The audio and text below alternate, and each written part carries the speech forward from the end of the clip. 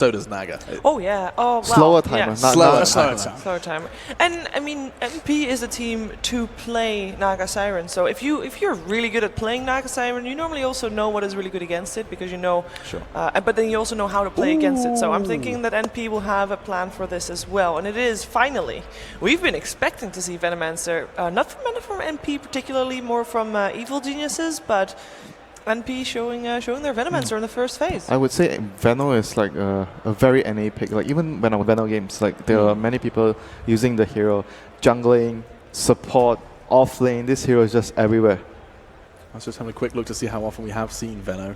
I mean, we saw how effective it was when it was picked. Admittedly, it was a high success rate, in fact, but it was just 6 times so far in the Boston Major. Yeah, MP did play it back in the group stage against MVP, right? and they played it with MSS It was on the offlane role. Oh, I remember it was against a Timber. When they picked the Veno, he did not skill the wards early because he was against a Timber. He basically maxed out his skill and sting, and he actually owned the Timber because it was all spell damage. And of course, Fatal Bonds just makes people. Oh yeah, with Veno plus Warlock. Yeah, that's true. Bond and the Veno ultimate, that is a lot of damage. I feel like Winter's proud of me. Yeah, you're getting better, you know. Alex is getting better. Well, they couldn't get their hands on the Mirana, which you already said was the combination that NP really liked. So this is a good second. And Lion, okay. Lion is actually really good against Naga because of the main reason that he has 2 spells that removes the illusions, the Hex and the Mana Drain. That is actually a good option against the Naga. I mean, it's good against the Naga, but in terms of being a good hero, it's very undervalued at the moment, really, isn't it? It's not seen as decent. a top tier hero at all. Not a top tier support, I agree. But he's very situational right now because he's very weak in the start of the game. So I just want to recap the ban because it looks like we're going to be seeing. Is that Morphling taken away? Yeah, Morphling taken out. You don't want the Morphling making illusions of your Naga. You don't want to deal with your own illusions, basically. That's what they are saying. And Timbersaw removed from the pool. Why would NP ban Timbersaw if you say that they already have a Veno that could potentially deal with it really well? I think primarily the main reason why they removed the Timbersaw is because when you're up against this Naga kind of playstyle, he's going to split push you, and they're going to want to build their lineup around heroes that have a lot of deep push. They clear the creep waves, and you can't push, you can't do anything. You're going to be forced to always deal with your lanes. And Timber is one of those heroes as well. Like you can always use your Chakram to push out the lanes, and you're very annoying in the laning phase. So that hero would be a major distraction from you stopping the Naga from farming. Alright.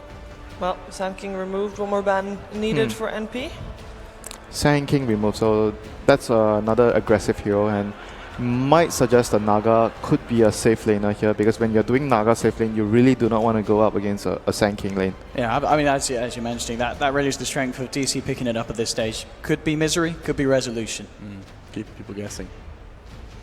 Keep them on their toes. Another offlaning removed. We're going to see what Moon's going to play. What is left in the pool that he often plays? There's a lot of heroes right now. It's pretty versatile. Clockwork, Tide.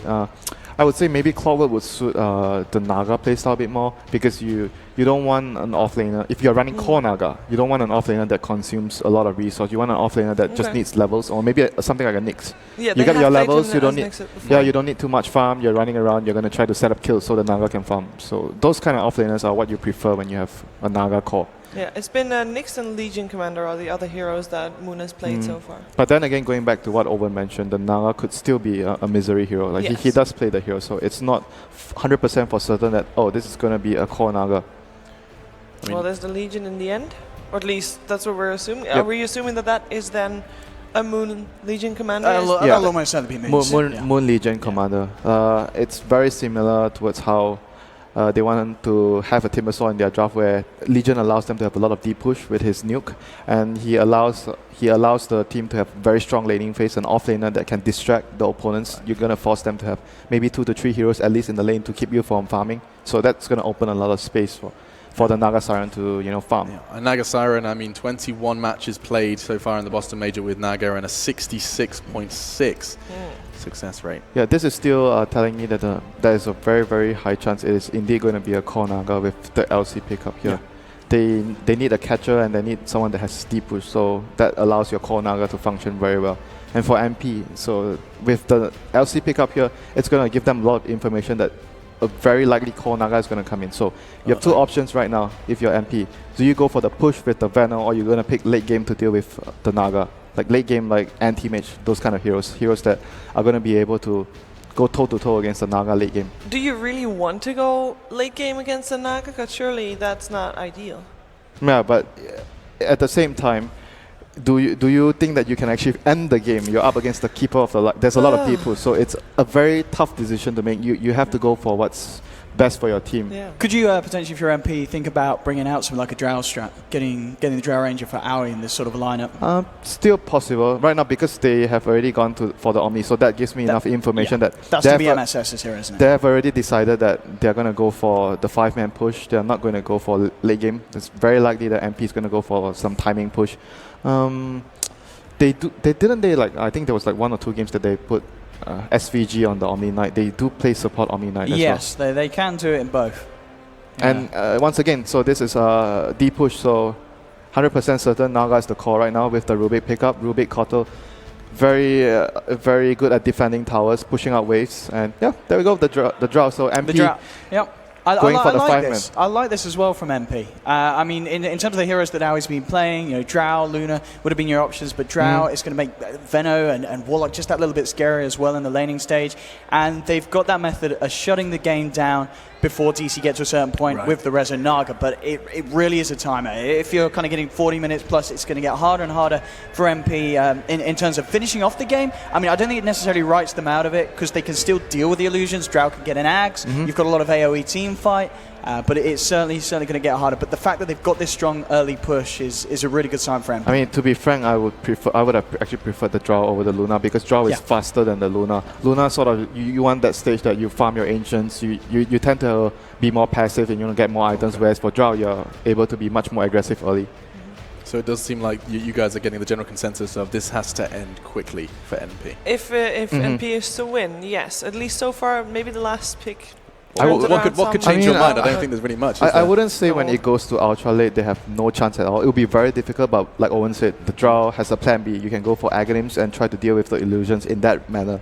So it's not like, there's no hope at all after the push doesn't work. There's still a plan B for them. But of course it's difficult. Yeah, and Digital Chaos just decided to reduce the plan B potential as well with the Medusa ban, another hero that would have done really well in the later stages of the game as well, should it get to that. It's reducing the 5-man potential as well. I think when you run Draw plus Medusa on the same team, you have that front line and you have that hero that's very, very hard to take down before Naga has a lot of items. So that hero would be very scary for DC to deal with. And MP removes the Invoker. They do not want to give DC a lot more laning presence because when you're going for the split push, you want to go for late game, you don't want to give the enemy too much laning presence with the Sunstrike.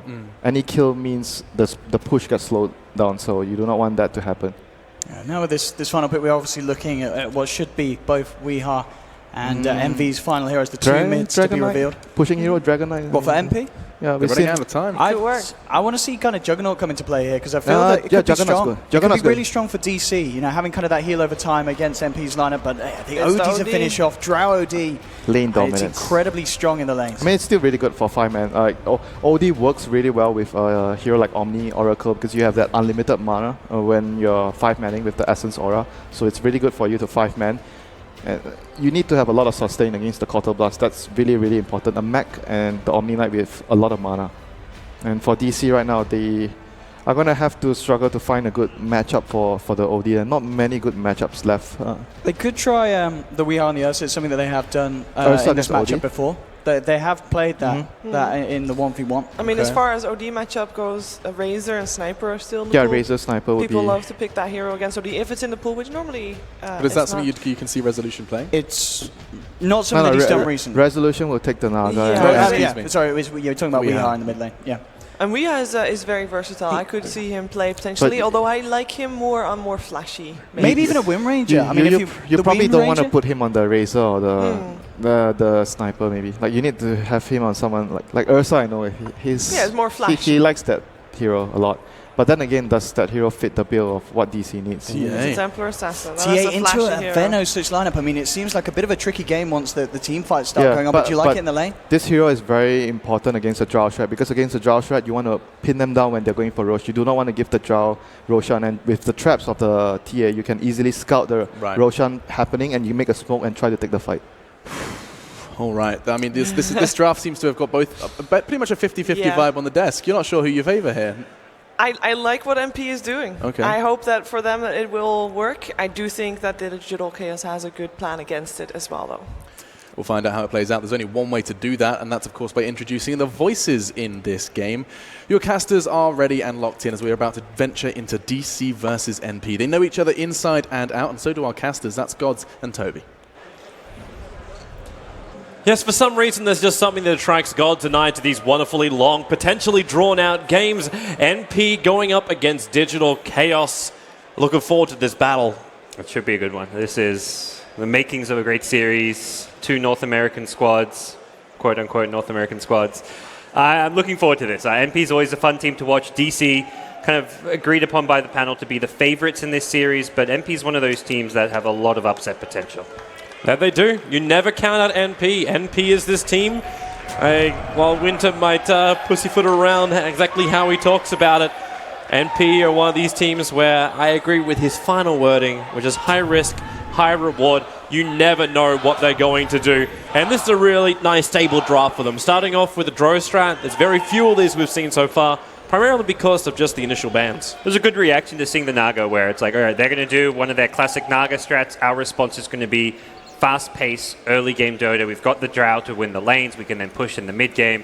They want to try and beat DC before that Radiance comes up. It does put their lineup on a bit of a timer. But also, if they do well enough in the early mid-game and it does go late-game, Drow with the kind of Ags Maelstrom build can also still fight the Naga in the late game.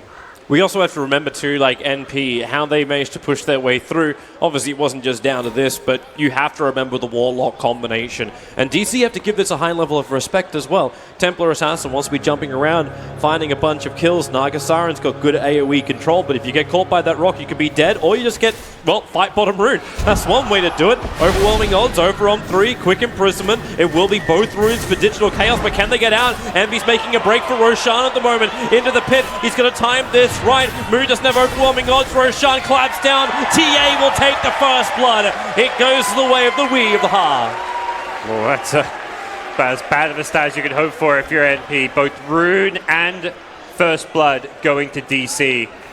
You may have banished Weeha, but Moon was there ready to take the money for himself with the bounty rune. And DC looking to contest the lanes. One of the things that they do that other teams really don't with the Naga Siren is go for these aggressive off-lane dual lanes or sometimes tri-lanes. For now, Rezo's just kind of up there by himself, but that's because he finds himself in a 1v1 against the MSS Omni.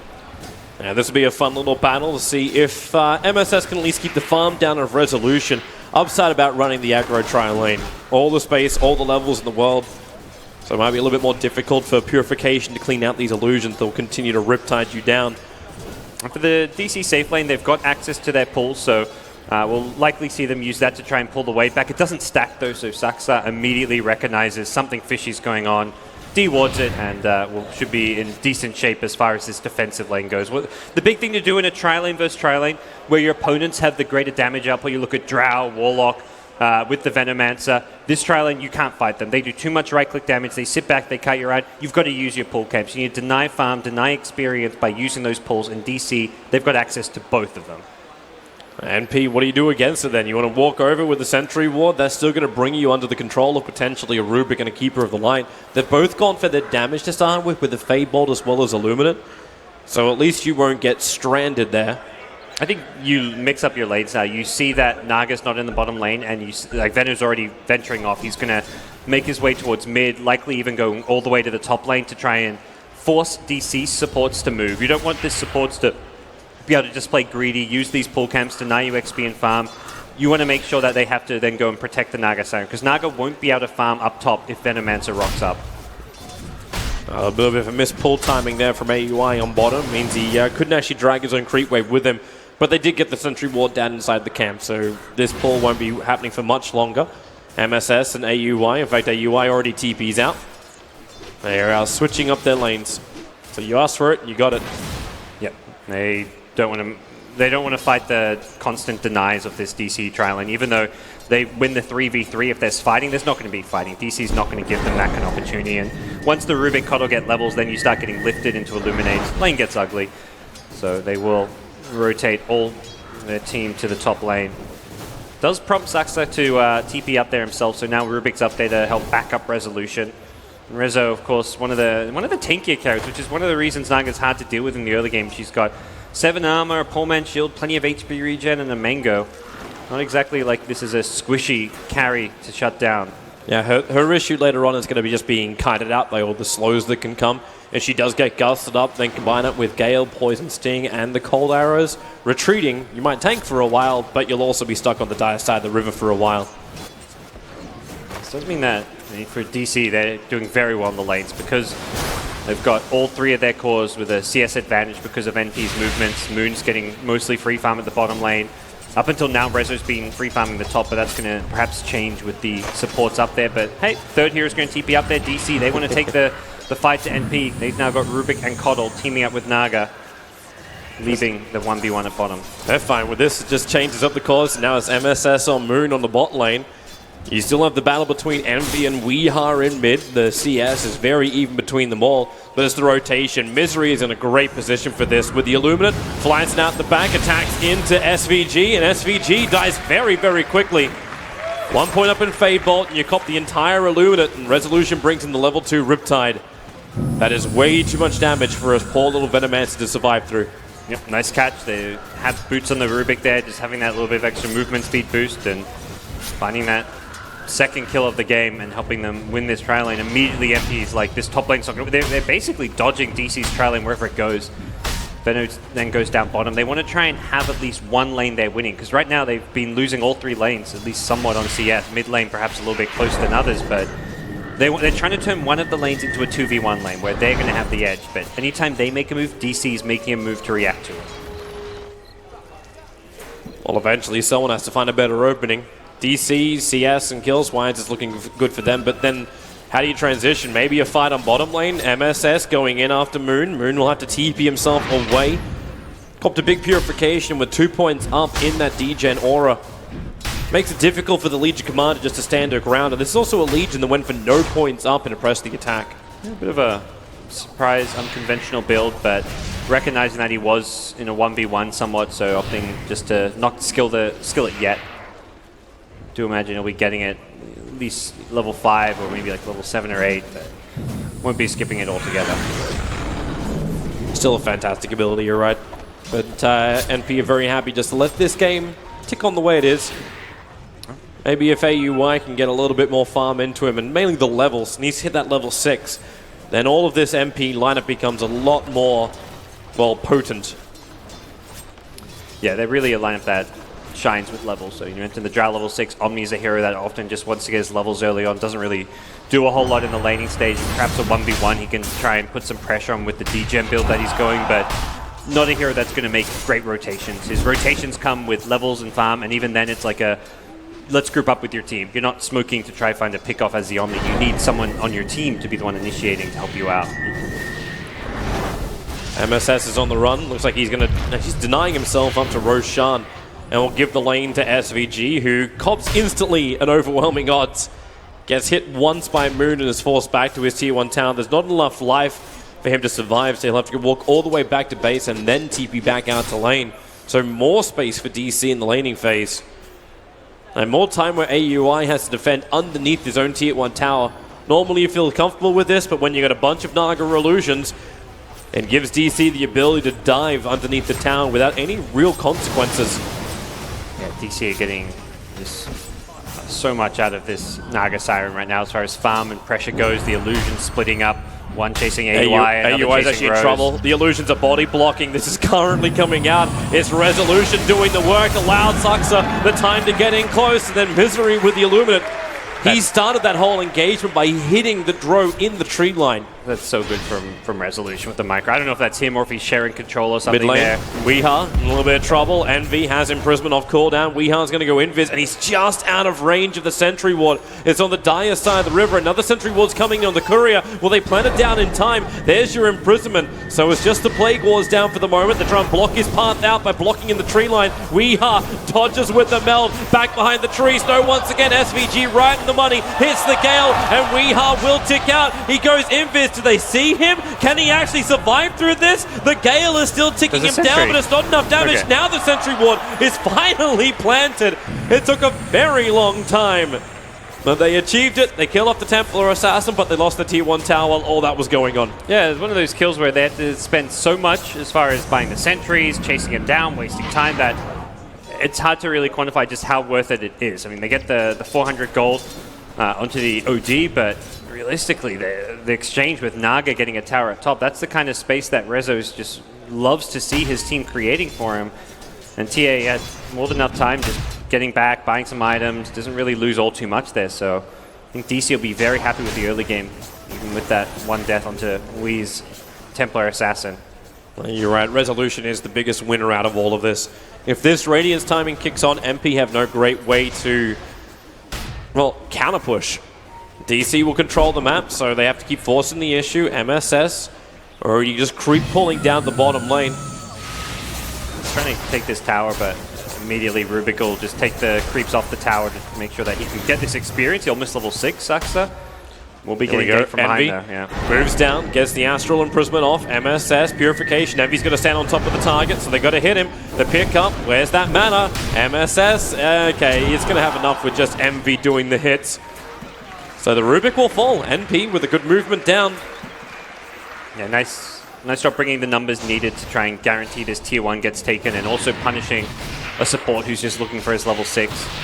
Moon's still down here. This is a risky place for him to be, but perhaps banking on the fact that there will be a Rubik TP coming soon.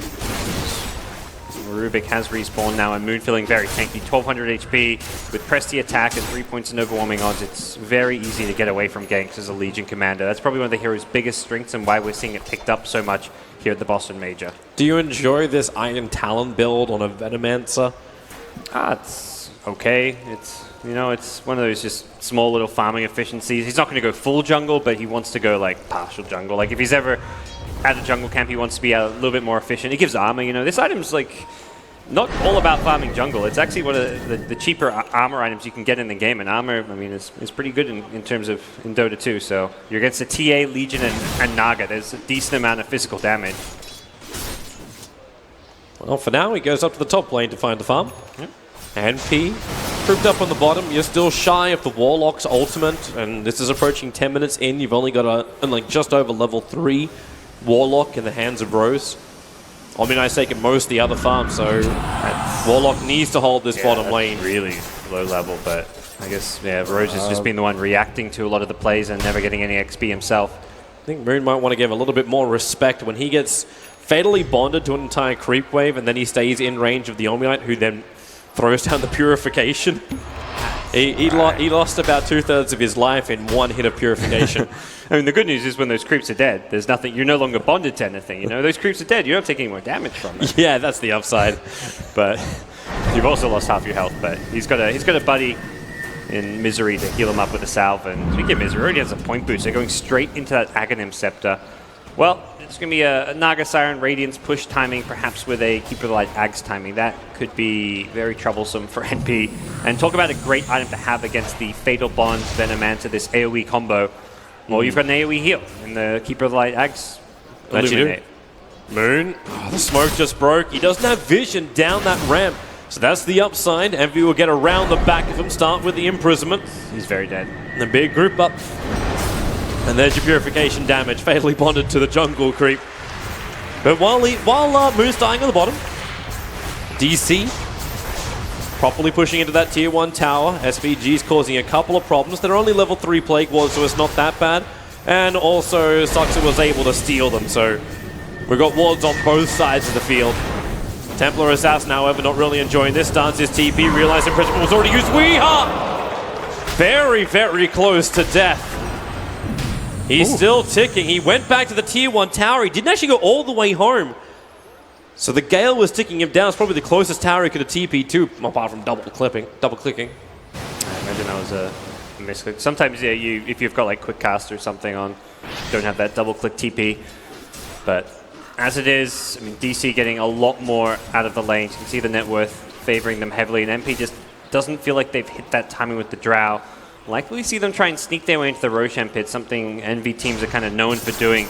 Try to get that early Aegis. They're on the Dire side, they've got the Drow. And they've also kind of hit a pretty good timing with MSS getting his levels. There's no mech or anything inside, but level 6 on Warlock, level 8 on Omni Knight. This is kind of where they're ready to take some of those 5v5 engagements before Rezo has the Radiance. But man, Rezo is ahead of the pack as far as overall farm goes. Top lane looking for the kill on MSS. If Misery is able to hit, which he does, thanks to the control and then a purification from the Rubik. But Rock is down from Rose with a fatal bonds. He'll connect them again. And Saxa purifies up. This actually helps out MP because they can do more damage to him. The Song of the Siren will stop the fun for the moment. Rubik still has the purification and he wants to kill off MSS. The imprisonment in time from EE was not in time. So Saxa will come back up again.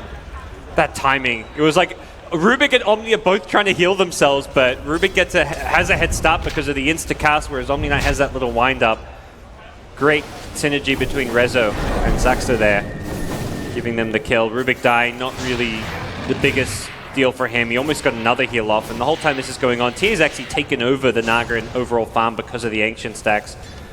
We is at 2k gold and close to presumably a Blink Dagger here, although he could also go for that Desolator first. May still be deciding himself. Well, it depends when MP really want to attack, and Blink Daggers are rather difficult things to do up against Venomancers. With Plague Wards everywhere, you can always get caught out, but if you also just get the initiation, you don't care. Yeah, with the Legion, because it means if Legion duels someone, you've got that instant follow-up from a Blink Melt Strike. But it's also, yeah, like you say, bad against the Veno or the poison damage. It's not really a easy, guaranteed initiation into a fight. So he saved up, there you go, buys the Blink after having 2.7. He saved up a lot of money, which suggests he wasn't even entirely sure which one he wanted to get. Very good against Warlock. You want to just jump the Warlock and force a bad ultimate out of him, and if he does an ultimate, he just dies and doesn't get a chance to use it in a team fight. Radiant scanning up. They're wondering if MP have any flankers, but MP's running pretty much directly at Digital Chaos. And this is where TA can reveal her Blink Dagger. She's got a couple of side traps and in fact even gets an Invis rune. The Illuminate slowing up the push from NP. With no creep wave, MP can't really just claim the tower. DC are just so good at putting themselves in these positions where Rezo is free farming on Naga and there's nothing the opposing team can do about it. All they can do is go try to take objectives elsewhere.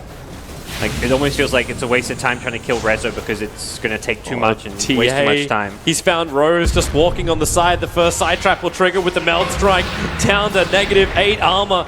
It doesn't take much longer to kill him off, and even Saxa able to manage to pick up that level 2 Shadow Word. So sustain gets even better for Digital Chaos. That's the target you want to find if you're Weeha on the TA. Find that Warlock, take him out. He doesn't want to solo ultimate a TA. It's not going to do too much, and instead just goes down, and that ends the push. You can't maintain that push without the threat of the Warlock Chaotic Offering. Was still on cooldown, but NP were trying to just group up around that mid lane in anticipation of it coming back up. T1 tower in the bottom lane to be lost by MP. No one is nearby to help out. In fact, they're already starting to TP the Warlock over into the Dire jungle. Every time Rezo plays this Naga. There we go, 15-minute Relic. He's going to have like a 16, 17-minute Radiance. T1 tower dropping, that's some extra cash as well. NP are not breaking, they're not breaking T1 towers before the Radiance. They're going to have to start thinking more long-term, thinking about the late game, because with the Radiance up, they will really struggle to take team fights or to deal with the split push. NP's looking for a fight. I don't know if they're actually close enough to the Radiant Observer Ward to be scouted out, but they smoked inside their own jungle, and that one deep ward in NP's jungle might have caught a glimpse for DC. Another reason why Weeha is doing his little runaround thing. He knows he can blink away with Refraction up. It doesn't put his Blink Dagger on cooldown when they initially attack him. Unless he gets stunned, then he'll be in trouble. Top lane still being chipped away, but SVG loses so much life, but with the Plague Ward stolen by Rubik, he gets just the last bit of damage in to find the kill. that burst damage potential. There you go, mid lane. Weeha starts stacking on the OD. Fatally Bonds is on TA, but you can see Weeha. He didn't know if he could 100% get the Blink kill. in That's why he 3. tried to go for the side blade hit. But the blink now off cooldown. If he jumps in with the Mel Strike, EE defensive imprisonment will allow him to back up. The Shadow Word's giving him a little bit more help. So Weeha back out of the imprisonment, but won't find the kill on the OD. Double damage TA, not something to joke about. As MV finds out, having that Veil giving him that nice little bit of extra armor, but realistically, this is not like a super scary OD. Has the Omni to back him up, and that classic OD Omni Knight combo is there, but DC just have a very difficult amount of damage to deal with coming out on single targets from the LC and TA, but then also that kind of spread damage across the map from the Naga Siren they've got to address. And OD's not a hero that's able to easily deal with and push out those lanes. Can kill the Naga illusions pretty fast with the orb, but just isn't all that mobile right now. I'm interested to see what Misery Scribble was just then. Scribbled on the mini-map and basically drew a line that went from the Dire Seeker shop almost like directly down over the river. He had about another 5 lines in his one. But wonder what the purpose of that is, if it's just like, you know what, guys, like, we need to control all of this area. Make sure that NP is incapable of farming up these stacks, and this gives them access to Roshan with an early Templar Assassin Desolator. See where all the TA traps are all in that area. There's 3 traps to the north of Roche. There's actually no traps in Roche, but they're all kind of just outside of the pit, anticipating NP to move on through that area if they ever want to go for Roche itself, but that's where NP are likely to smoke up, so yeah, okay, now he puts a trap in Roshan, which was, I'm about to say, much needed in case NP do go for that little sneak roast that they like to do sometimes. Wait, hang on, that didn't work. He started to press the attack and was about to blink forward. Rose showed himself for just a split second to fatal bond the creep wave. Now Envy jumps in with his imprisonment. Moon, he loves this with no astral imprisonment. He wants to go for the kill on Envy. Repel is allowing Envy to do what he's doing. Yeah, they're also safely just chipping this tower down, so there's no like necessity to force a fight here for your Moon. And DC's Misery's probably like telling you like only go if you get like a really good target. If you can get Envy and we kill him, sure. Ideally, you want to even get the Omni Knight, get him with the jewel. But the problem is, you dive past that tower onto NP, you're playing into their hands. You're playing into the Warlock Chaotic offering, Fatal Bonds, Venomancer ulti, all those big AoE combos come together if you're diving into them. So DC, they do the safe approach. They slow siege, take the tower from afar, and then fall back, and they're going to get themselves an Aegis. Yeah, and this is perfect. The fear of just the jump from the Legion Commander is enough to keep MP away. So Digital Chaos now with an Aegis behind them. They've cracked over the 10k net worth advantage. We're not even 20 minutes into this game. MP are being backed into a corner, and they're going to fight their way out. This whole team fight combo, we've seen them do it before. It was with the Marauder instead of the OD, and they had the setup of the Naga Siren. They also had the Disrupt. They had a lot. They had like the team fight of all team fights there. This time around, it's kind of like, well, bits and pieces. They don't have the setup. That's the biggest thing. I'm okay with them not having like a full-on team fight lineup, but the key piece for me is the one hero that goes in to start the fight. It almost feels like that's going to be Envy with like an Astral, but leading the fight with an OD is a very risky maneuver. Even more so if DC get a Diffusal Blade, which could be an item that, well, Naga's going to get eventually, but even perhaps Weeha and the TA is going to consider it. We'll see if it's going to be like a BKB into Diffusal, potentially even a straight Diffusal. Once there is a Diffusal online, this game gets very tricky for NP. Notice this again. Take those fights. Notice this again from DEC, where they just show one hero on the lane that's very capable of pushing by himself. And then they just take out another outer tower. NP not fighting. They're still splitting up. They're still pushing. Down on bottom lane, AUI is trying to find that space. And there's a Naga illusion in all 3 lanes. There's a Naga at top and illusion at bottom. They want to get the Naga herself, but Envy was too close. He actually broke the smoke when the creep wave had vision up the hill. Yep.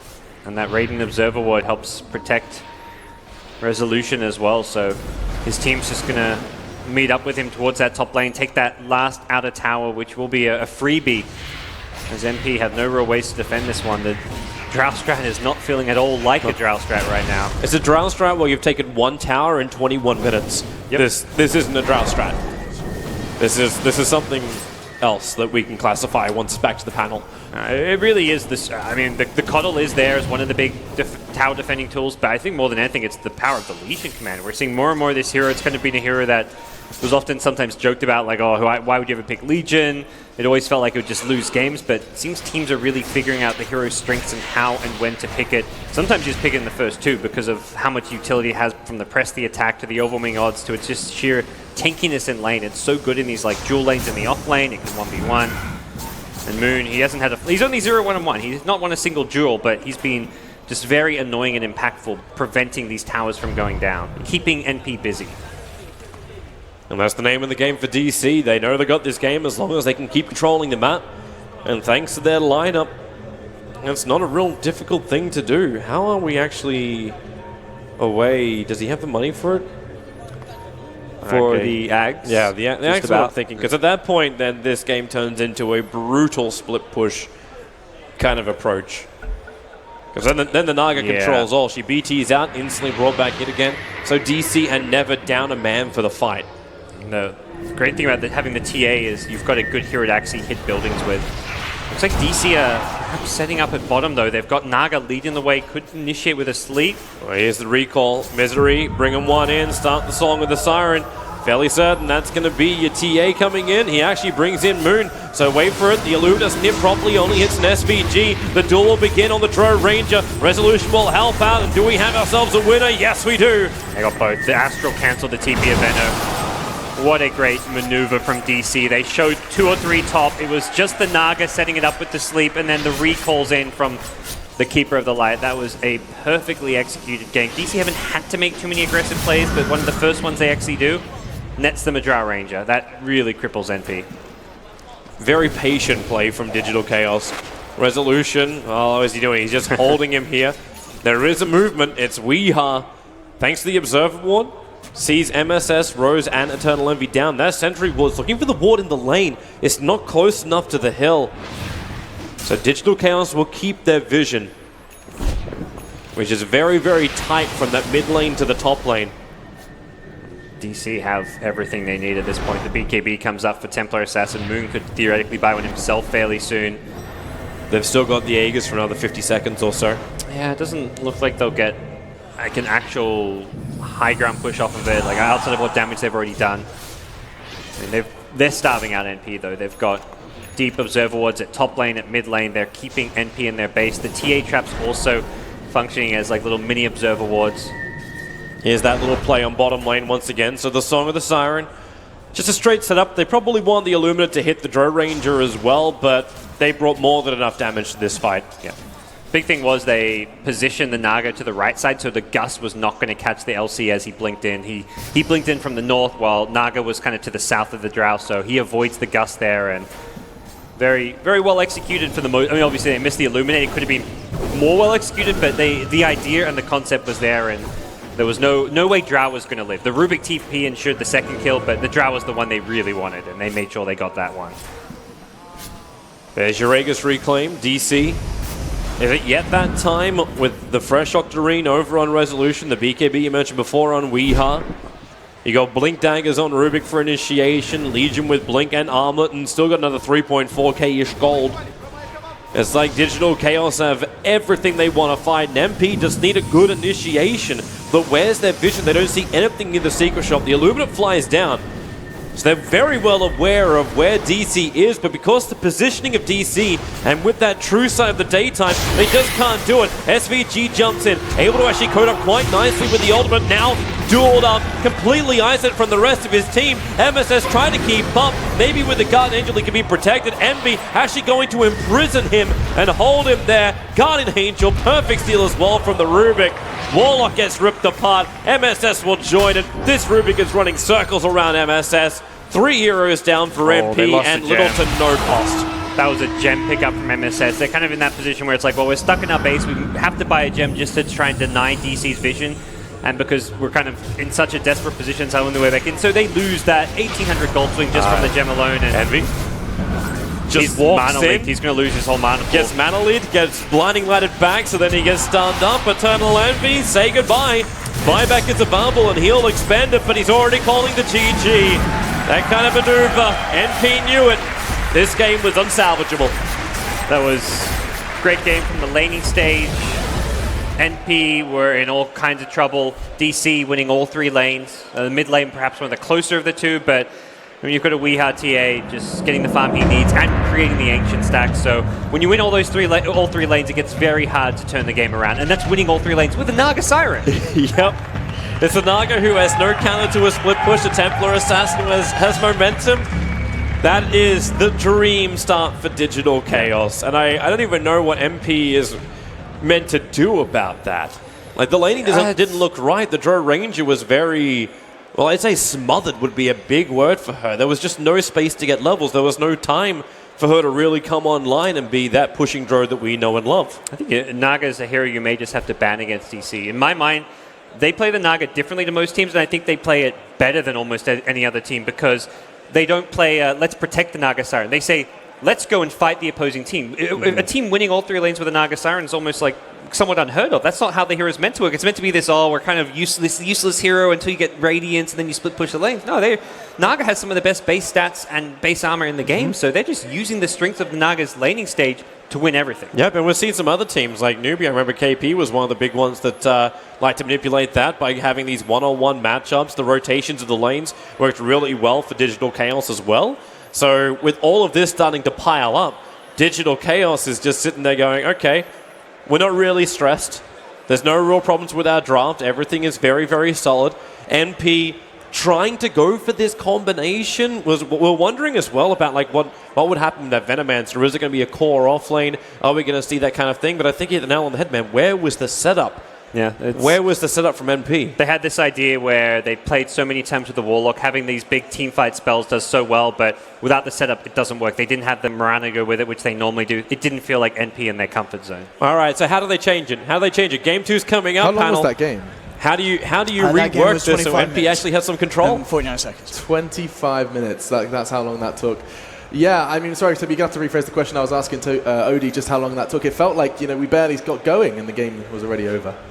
Naga strats aren't meant to win in 25 minutes, typically. Yeah, we were saying that. I think we closed on strap yourselves in, it's a long one. And, I mean, what happened? NP completely deflated. I guess I'll have to ask these guys, and you can go ahead and shoot the person that just walked in front of that camera. All right, sweet. You go do that. We'll go ahead and get into the nitty-gritty. Still, Shiva, Odie, and Winter are hanging out with me. And, I mean, that is the perfect way to start this discussion, right? Is you sit there and say, Naga Siren. We said it was a poor man's alchemist. We're going to get the long game. We're going to go all the way. However, we find ourselves 25 minutes later saying that DC had picked up game 1. Winter, I mean, you weren't particularly convinced, actually, by this draft as you saw it in action. I think they overvalued like the Omni and Veno a lot. They had a wonderful 5-man draft. They wanted to push, but they couldn't clear out the lanes. They have no D-push, they have no catch. They couldn't pick them off. They couldn't really get the lanes pushed out far enough. So you can utilize this 5-man combo that they have. Like, it worked really well when they had the Mirana because Mirana provides a lot of push. You clear the lane, so it allows your team to group up and push down towers. That was what I felt was severely lacking in terms of MP's lineup. Yeah, overall, I felt like DC was just very well prepared to what NP had to bring. I mean, NP had no deep push and no catch, so what they basically had to do is just push the lanes out, make sure that NP can't 5-man. Yeah, and it really was the timing as well that DC were able to pull it off. As you mentioned, it's a Naga team winning as quickly as they did, but it was just the way that they played it and the really nice final pick coming into action. Weeha grabbing that TA. We saw getting the Ancient stacks online, getting a really good timing on the Blink, Deso. Suddenly they were pushing towers a lot quicker than MP were able to. Saxa, he was stealing the Veno wards, that was adding to the push potential as well. And it all kind of just spiraled out of control ever since the laning stage, which was just a bit of a mess for MP. The decision for DC to run aggressive, we saw at the start MP's safe lane starting to crumble, and then it kind of spiraled off that start, really. I mean, where are the real positives? Who are your kind of the ones that you felt like had the biggest influence on that victory? Or are we genuinely going to come away from the first win saying it was a team effort? Do we go look at Weeha's TA? That seemed to be the one at the tip of your tongue, Odie, and I see Winter nodding. I talked to Sebastian Ahmad during that game, and he said it was just a draft win. Just a draft win. And in that case, you can credit Misery for that one. So, okay. It was a solid draft. NP didn't really challenge it that hard. We talked about them having to have specific timers, them having to be very aggressive, but then they got their 2 supports, which I think maybe they changed their minds about having the Venom as a support later on. Having a Warlock and a Venom as supports are not your typical super aggressive supports to go for if you want to go for a Drow strat. You really have to win your lanes, and then if you don't, there's not much of a plan left for them. They tried to maybe take it late, but they were too far behind. They didn't even play it even during the lanes. They lost. They went for the Drow Ranger on the offlane at the start, and it just didn't pan out. Then they swapped it about, and they just couldn't get their plan off the floor. Does that sound about right, Winter? I mean, the draft, you felt already, from what I understood, it was quite a 50-50 actually at the end of that draft, before you saw it put into action. Well, I didn't really like at the end when they sort of pit the Venom into a support and they wanted to fit the Omni Knight into the draft. I like the opening, but what followed up after that wasn't really that great, I felt, because they didn't have catch, they didn't have deep push. I mean, they had super good team fight, yes, but you can't use it. That's the problem. Right. There was no actual team fight for you to implement that into. Because you never get into a team fight, because the creeps always push out. Right. Well, that was a problem. We can bring up the scoreboard. You'll be able to just refresh your memory of exactly what heroes were failing to find those team fights, as well as other things. Owen, as you do take a deep breath and look through that one, is there anything that stands out to you, any scores or numbers? I mean, obviously, for instance, looking at Rezo, the way that he played this game, the amount of farm, the amount of creeps he was able to hit, very, very impressive. You see him nearly hit 300 CS in the time that this game went on. Didn't die at all. His positioning was absolutely perfect. I don't know if it's him necessarily or the Captain Misery making the calls and saying, go to this lane, we're going to move you over here. But whoever was making those decisions did it absolutely bang on. There are points in the game as well where, obviously, as you see with the 9 assists, they were getting Resolution involved in the fights as well. It wasn't like they were just saying, stay over here, we're going to fight here. It's like, we can now use this early Radiance timing, get you stuck into the fights and make sure that you are miles ahead of any of the cores on MP and make it pretty much impossible for MP to come back. Incredibly even damage distribution across the whole board. I mean, literally lowest 4.7 and the highest 6.9. That's completely opposite we're seeing from NP. I don't know how much you want to read into that. But either way, with that said, we are going to be having a little bit of an opportunity to take a look under the hood of this game. It was a quick one for DC as they do throw it down and say, what have you got, NP? And now we're going to see what Purge has got after this one. It was a pretty good draft for DC. That's really what I saw there. The lanes were really impactful. They did a bit of a weird thing on DC's side. They ended up going for a safe tri lane that included Legion Commander rather than a typical carry. And by doing that, it allowed them to easily pressure the enemy's tri lane, which was a Drow Ranger. Legion very good against Drow because Drow hits very weak in the early game. So the other thing that was cool about that is as DC or NP realized that they're in a bad laning setup, they're going to want to take their supports, or ideally their core, and put them somewhere else where he will get farmed. So what they ended up doing was grabbed these guys, and they started TPing some to the top lane. But the easy part then is that it only takes a little bit, only 2 heroes instead of 3 from the Radiant side to actually swing as well. So they basically just got to rotate both supports to the safe or to the off lane to actually contest the Drow's farm. And that's basically what we saw in the early game. I mean, it was about 3 minutes that the supports rotated over. Drow Ranger had already been here, but she only had 8 last hits versus the 15 of the Naga Siren. None of the 3 cores of DC really lost much at any point in time from a lot of farm. And even they end up killing the Venomancer with a nice blast from the left, which ultimately gives them a lane advantage. So you can just see it. They have 3 heroes in the safe lane, or in the off lane. Drow's farm is being contested. She can't actually zone out the Naga Siren from getting last hits. So basically DC is getting everything they want out of 3 lanes. Envy had a great start, but I mean, when this is how you're dealing with the Drow Ranger, the Naga's not even here. Those are just illusions, and she's busy actually pushing the tower. They easily kill the Drow Ranger multiple times, guaranteeing that she doesn't get farm.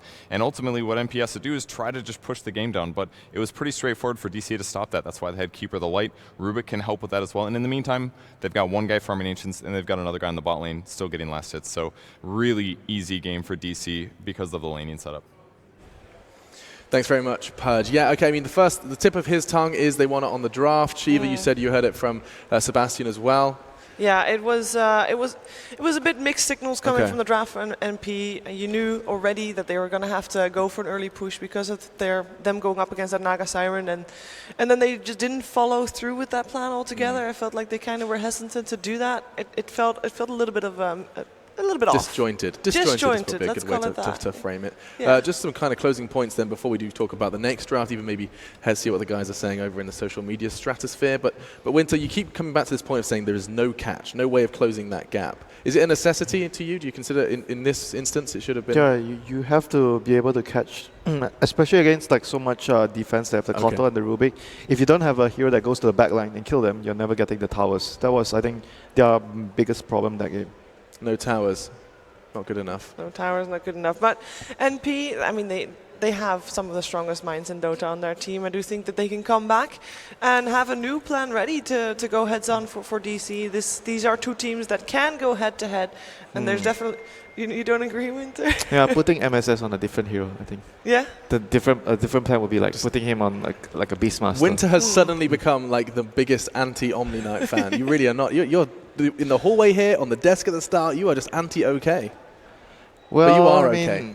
If the other heroes have some sort of like, you need balance, you know, like if too much of something, that too much team fight that game. Too much of team fight is not good when you don't have catch. You need to have good team fight, like some catch, some D push, then the draft will work. That's what DC had. They had some catch, they have D push, they have team fight with the Naga song. So they had everything. And they had everything, and they are, well, just a step away from having a whole lot more. The semi-finals do beckon for DC, but let's have a couple of questions from you guys before we see if they can do it in 2. This one comes in from Velociraptor. What a badass name. He says, how is the CSGO community different from Dota 2? Well, I feel like that's directed at one person in particular. I mean, you're the one that's going to know, aren't you, Alex? How is the CSGO community different from Dota 2?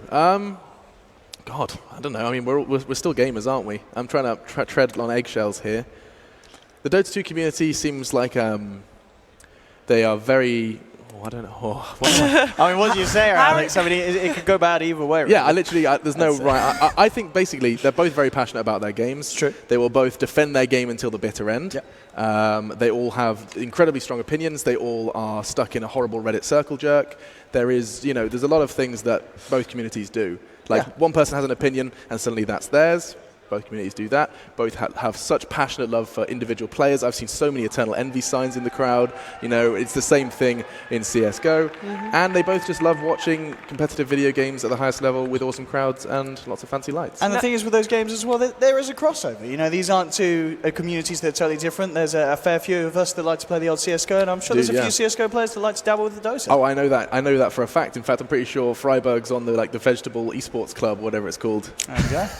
That's a thing, right? Yeah, Veggie Esports. Veggie Esports. I know about you, and I know that you've snatched a Ninjas in the Pajamas player to play some Dota. I think he's like high 5k MMR. Yeah, he's something decent. Like that. Yeah, he's decent. So he's actually quite good. I guess if you are having that knack for being able to play competitive any video game, then you're going to be good at any other video game as well. When are you going to be decent at Dota, Alex? Well, Winter, when you start tutoring me, need my 1v1s. Actually, I watched a stream where you were doing loads of 1v1s on a stream at one point. Did I? Yeah, it was What enjoyable. was that? I can't remember. A long time ago. A long time ago. I probably lost I was them all. stalking him on the internet. Oh, wow. I was like, hang on, Owen's doing things in Dota. Let me have a little look. Yeah, and then you came over, took our jobs. Yep. They take our jobs. Let's have a quick look at another question. See what else is coming in. It looks like it's... Oh, well, here we go again. Wakonga. He says, CSGO memes versus Dota memes. The Dota memes, you know what's really funny, actually? Talking of Dota memes, I met Shiva for the first time in Sweden. Yes. Yes, we bumped into each other. You'd had a couple of carbonated beverages. Yeah. Yeah, you were a little jolly. I was very friendly And and normal. the first thing she said to me, she kind of came up to me, she was like,